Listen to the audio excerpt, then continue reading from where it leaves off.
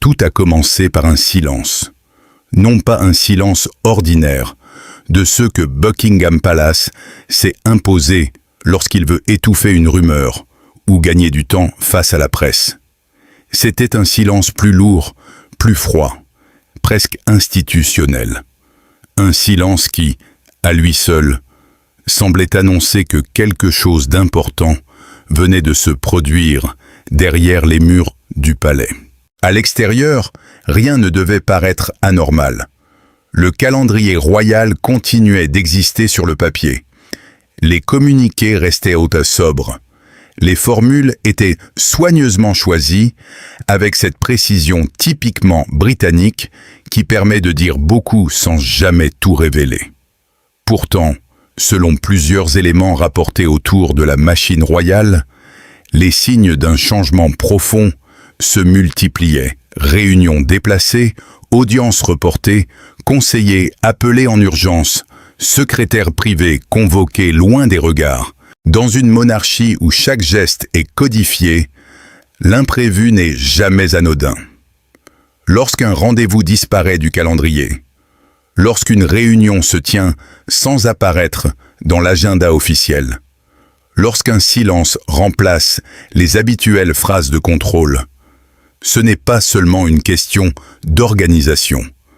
C'est souvent le symptôme d'une tension plus vaste. Au centre de cette atmosphère se trouvait le roi Charles III, un souverain arrivé tardivement sur le trône, après une vie entière passée dans l'attente, dans l'apprentissage, dans l'observation de sa mère, la reine Élisabeth II, dont le règne avait incarné pour beaucoup l'idée même de continuité.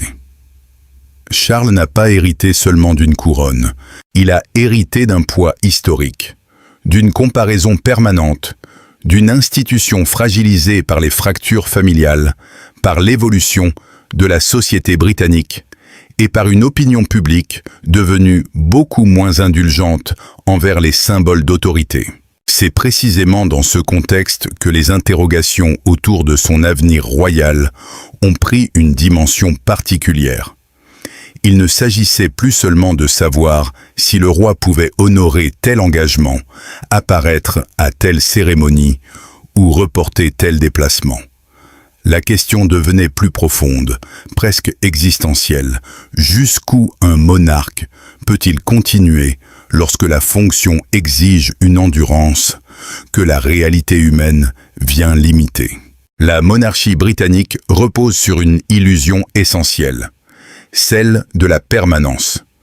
Le souverain incarne une continuité qui dépasse les gouvernements, les crises, les modes et les générations.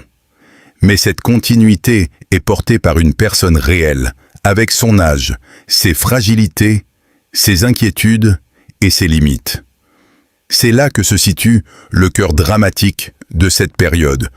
Derrière l'apparat, derrière les uniformes, derrière les carrosses et les balcons, il y a un homme confronté à la brutalité du temps. Les conseillers du roi auraient alors compris que la communication ne pouvait plus se limiter à des ajustements techniques.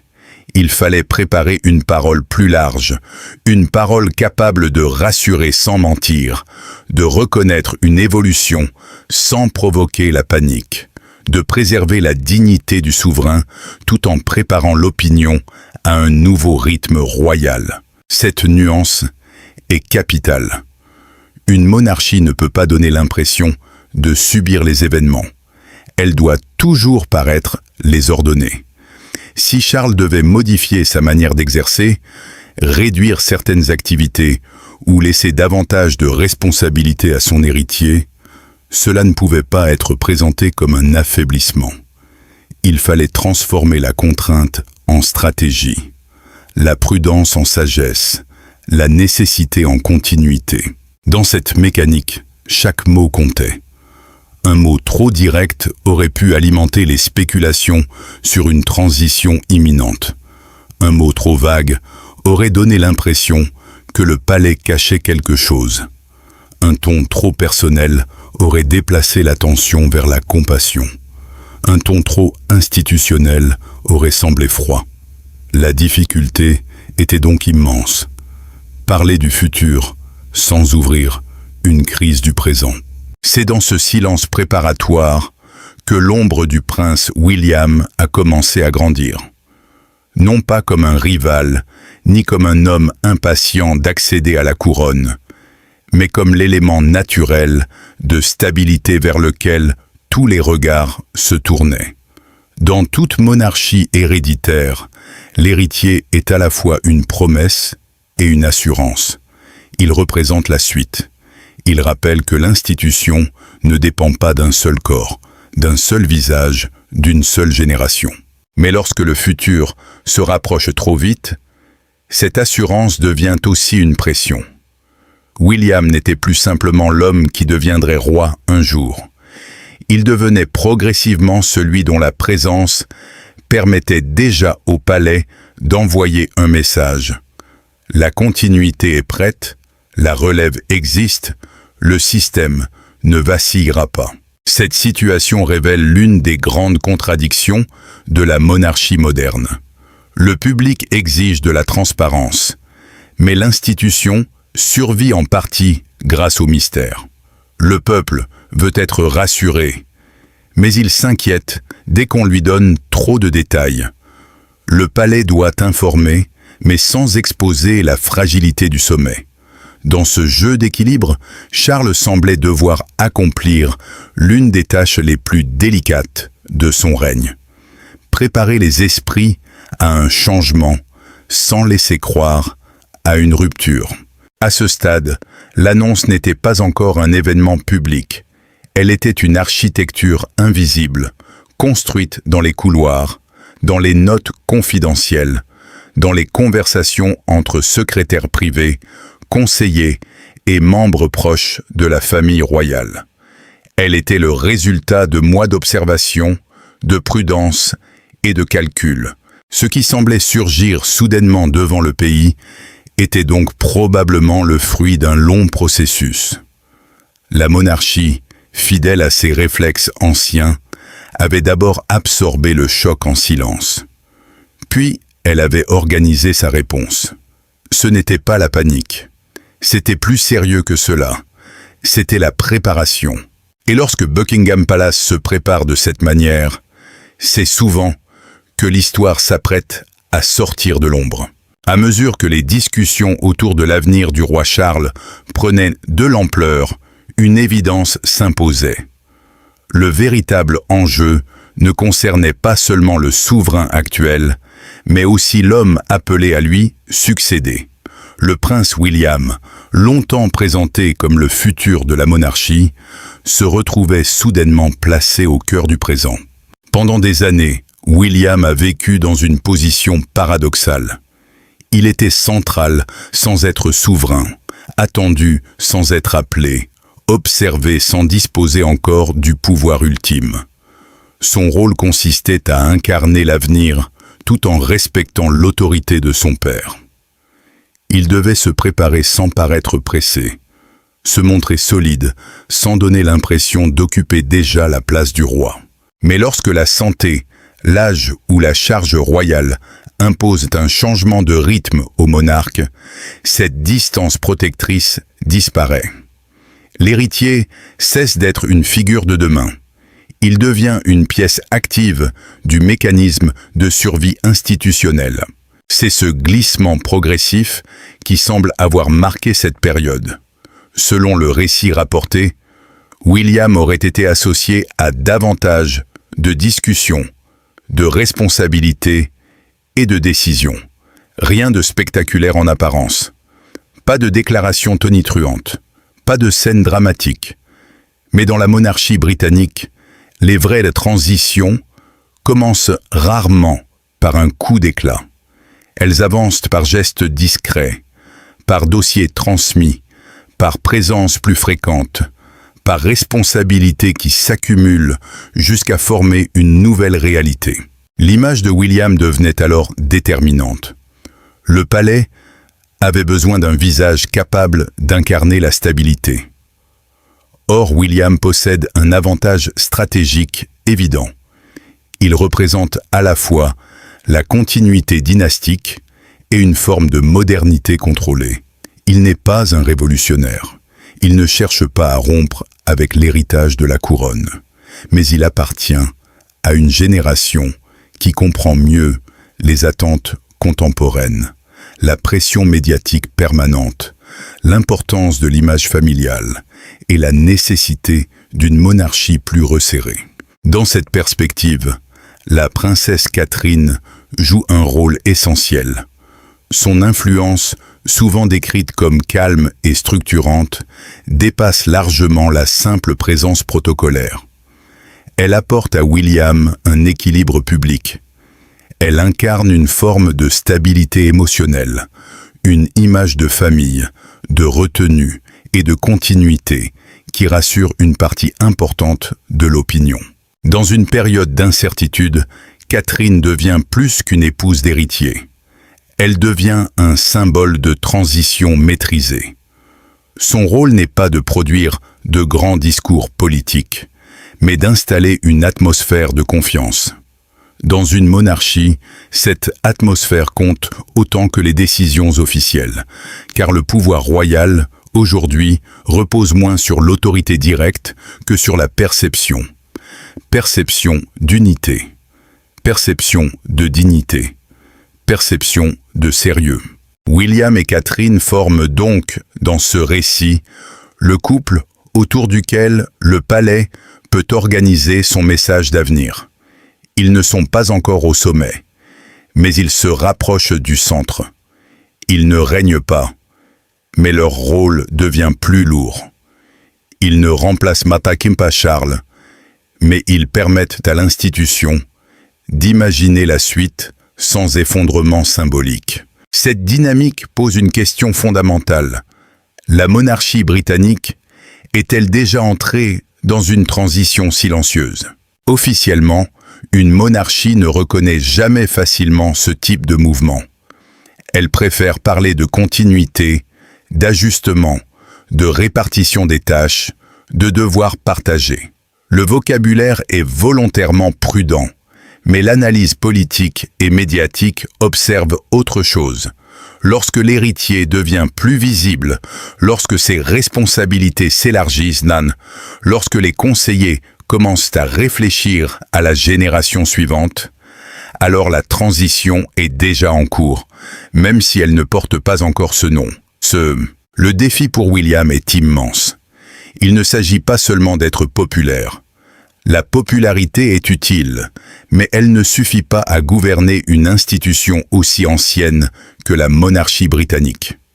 Il doit convaincre qu'il est prêt à protéger la couronne, à moderniser sans brutaliser, à réduire sans appauvrir, à rapprocher sans banaliser. Car la monarchie se trouve aujourd'hui face à une double exigence. D'un côté, une partie du public souhaite une institution plus simple, plus économique, plus transparente, moins encombrée de figures secondaires. De l'autre, beaucoup redoutent qu'une monarchie trop modernisée perde précisément ce qui fait sa force. Le mystère, le cérémonial, la distance, l'aura presque sacrée de la fonction. William devra marcher sur cette ligne étroite. Trop de modernité pourrait fragiliser la magie monarchique. Trop de tradition pourrait donner l'impression d'un système figé, incapable de comprendre la société contemporaine. Son futur règne, s'il arrive dans un contexte de pression accrue, ne sera donc pas seulement une succession familiale. Ce sera un test de survie symbolique. Dans ce contexte, l'annonce de Charles agit comme un révélateur. Elle oblige le pays à regarder ce que beaucoup préféraient repousser. Le règne actuel est déjà inscrit dans une temporalité limitée, et la question de l'après n'est plus abstraite. Elle existe dans les agendas, dans les discussions, dans les regards des conseillers, dans les attentes du public. L'une des forces du récit réside justement dans cette tension. Charles ne disparaît pas. Il ne renonce pas nécessairement. Il ne quitte pas la scène. Mais son annonce modifie le centre de gravité. Elle pousse le regard national vers William. Elle transforme l'héritier en acteur immédiat. Elle oblige Catherine à occuper un espace plus important. Elle demande à toute la famille royale de montrer une unité sans faille. Car dans ces moments-là, la moindre fissure devient dangereuse. Une hésitation, une rivalité, une phrase mal interprétée, une absence remarquée peuvent pouvoir à nourrir des semaines de spéculation. La monarchie le sait mieux que quiconque. Lorsqu'elle ne contrôle pas le récit, d'autres le contrôlent à sa place. Voilà pourquoi la réaction de William, décrite comme maîtrisée, presque douloureusement calme, prend une valeur politique. Il ne devait pas apparaître bouleversé au point d'inquiéter. Il ne devait pas non plus paraître trop assuré, au risque d'être accusé d'impatience. Il devait incarner la gravité, c'est-à-dire la conscience du moment, sans l'exploitation du moment. Catherine, de son côté, représentait une autre forme de réponse, la continuité par la présence.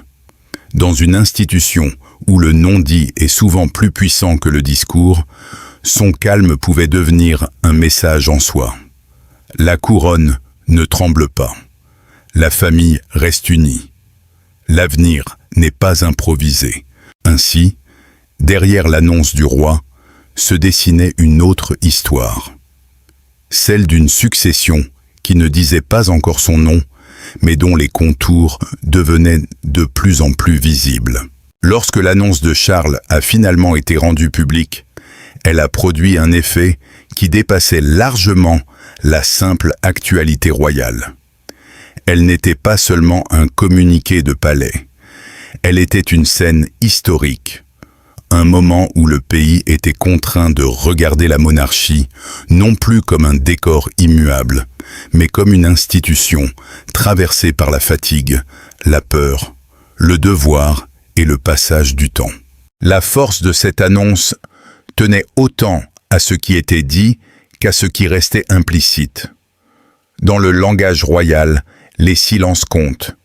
Une formule prudente peut cacher une inquiétude. Une phrase rassurante peut contenir une alerte. Une volonté de continuité peut révéler l'existence d'un changement déjà en marche. Charles, selon l'analyse du récit, ne s'exprimait pas comme un homme cherchant la compassion. Il parlait comme un souverain conscient de son rôle historique. Il savait que chaque mot serait étudié, disséqué, interprété. Il savait que les soutiens y verraient un acte de courage, que les critiques y liraient une vulnérabilité, que les commentateurs chercheraient dans chaque nuance le signe d'une transition plus vaste. Cette réception multiple est caractéristique de la monarchie contemporaine. La couronne ne parle jamais à un seul public. Elle s'adresse aux Britanniques, attachés à la tradition, aux citoyens sceptiques, au gouvernement du Commonwealth, aux médias internationaux, aux historiens, aux royalistes, aux républicains, aux jeunes générations qui ne regardent plus l'institution avec le même respect automatique que leurs aînés. Dans ce paysage fragmenté, Charles devait accomplir un exercice presque impossible. Reconnaître une réalité sans donner le sentiment d'une faiblesse institutionnelle. L'annonce devait donc être lue comme une adaptation, non comme un abandon, comme une preuve de responsabilité, non comme une retraite, comme une manière de protéger la couronne, non comme un signe qu'elle vacille. Mais le public n'est jamais totalement contrôlable. Une fois les mots prononcés, ils échappent à ceux qui les ont écrits. Les médias internationaux se sont emparés de l'événement. Les analyses se sont multipliées. Les questions sont revenues, plus insistantes que jamais. Quel sera désormais le rythme du roi? Quel poids William devra-t-il porter? Catherine deviendra-t-elle encore plus centrale? La monarchie peut-elle rassurer sans révéler davantage? Le palais est-il en train de préparer le pays à une nouvelle étape? Ce moment a aussi provoqué une relecture de Charles lui-même. Pendant des décennies, il fut l'héritier en attente, l'homme jugé avant même d'avoir régné. Le prince souvent critiqué pour ses prises de position, ses choix personnels, ses blessures familiales. Son accession au trône avait déjà été marquée par une difficulté particulière. Succéder à Élisabeth II, figure presque indépassable de stabilité et de longévité. Or, cette annonce donne à son règne une tonalité différente. Elle rappelle que Charles n'a pas seulement hérité d'une institution. Il a hérité d'une époque compliquée, d'une monarchie sous surveillance, d'une famille fracturée par des conflits publics, d'un monde médiatique plus agressif, d'une société moins disposée à accepter les privilèges sans justification. Dans ce contexte, son héritage ne se mesurera peut-être pas uniquement à la durée de son règne. Il se mesurera à sa capacité à préserver la continuité dans une période d'incertitude. Il se mesurera à la manière dont il aura préparé William. Il se mesurera à l'équilibre qu'il aura tenté de maintenir entre tradition et adaptation. C'est là que le thème du sacrifice devient central. La monarchie est souvent perçue à travers ses privilèges. Palais, titres, cérémonies, richesses symboliques. Mais le récit met en lumière une autre dimension. Le prix personnel de la fonction. Un souverain ne possède jamais totalement sa vie, sa santé, sa famille, ses émotions, ses absences, ses gestes deviennent des sujets nationaux. Sa fatigue devient une affaire d'État. Son silence devient une information. Son avenir personnel devient une question institutionnelle. Cette réalité donne à l'annonce une gravité particulière. Charles, qui a attendu toute sa vie pour devenir roi, se retrouve confronté à l'idée que servir la couronne signifie aussi accepter de remodeler son propre rôle si l'institution l'exige. Ce n'est pas une défaite, c'est peut-être, au contraire, l'une des formes les plus anciennes du devoir royal, placer la continuité au-dessus de l'orgueil personnel. Pour William, l'annonce agit comme un signal. Le futur n'est plus une abstraction lointaine. Il approche, non pas dans le fracas, mais dans l'accumulation des responsabilités. Chaque apparition du prince de Galles sera désormais lue différemment. Chaque parole, chaque déplacement, chaque image avec Catherine et leurs enfants pourra être interprétée comme une pièce du récit de la prochaine monarchie. Catherine, elle aussi, entre dans une phase plus importante de son rôle public. Sa présence ne sera plus seulement appréciée pour son élégance ou sa popularité. Elle sera analysée comme un élément de stabilité. Dans une période où la monarchie doit sembler humaine, sans paraître fragile, proche, sans devenir ordinaire, moderne, sans perdre sa haute hauteur, Catherine devient un atout stratégique majeur. Le palais devra désormais gérer une équation complexe. Il devra continuer à honorer Charles sans donner l'impression que l'après-Charles est tabou. Il devra renforcer William sans faire croire à une transition précipitée. Il devra montrer l'unité familiale sans exposer les tensions internes.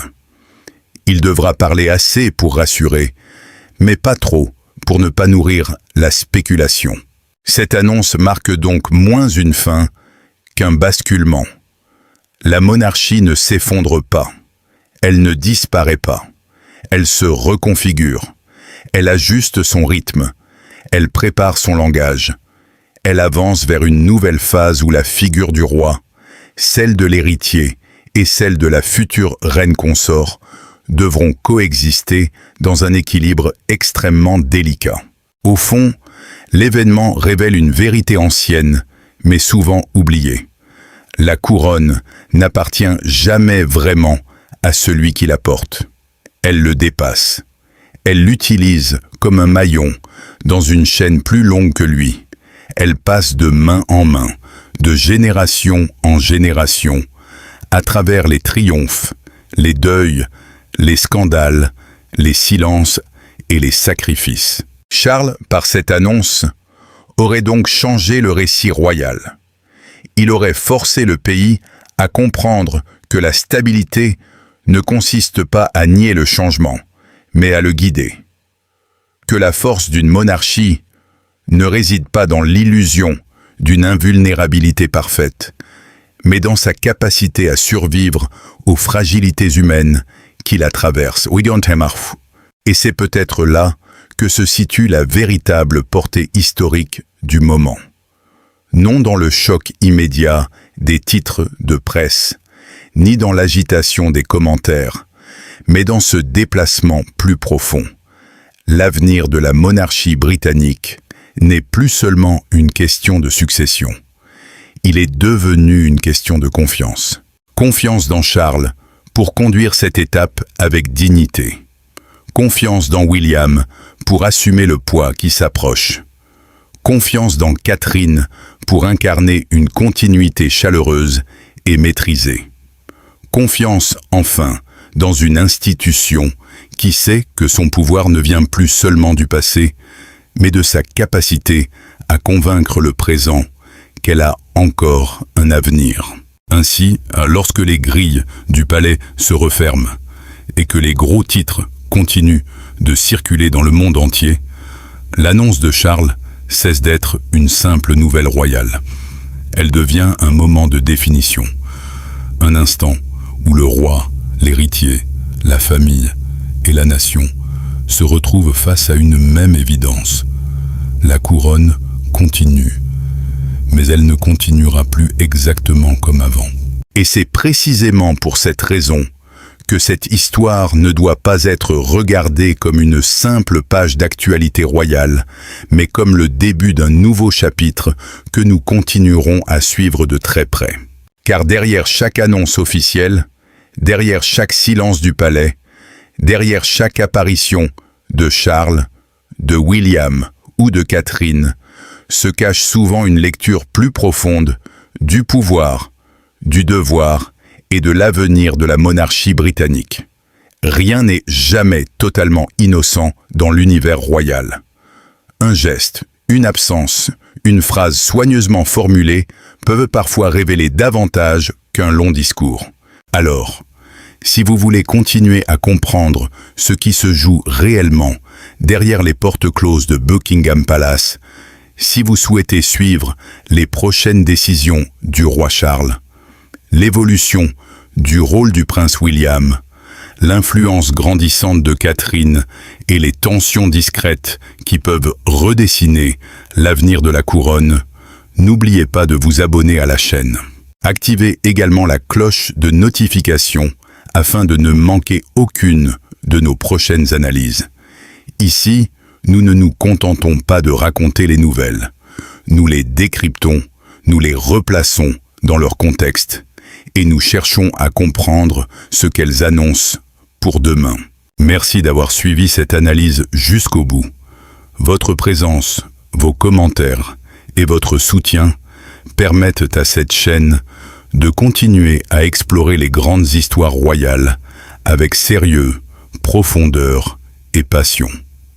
À très bientôt pour une nouvelle enquête au cœur des secrets, des symboles et des bouleversements de la monarchie.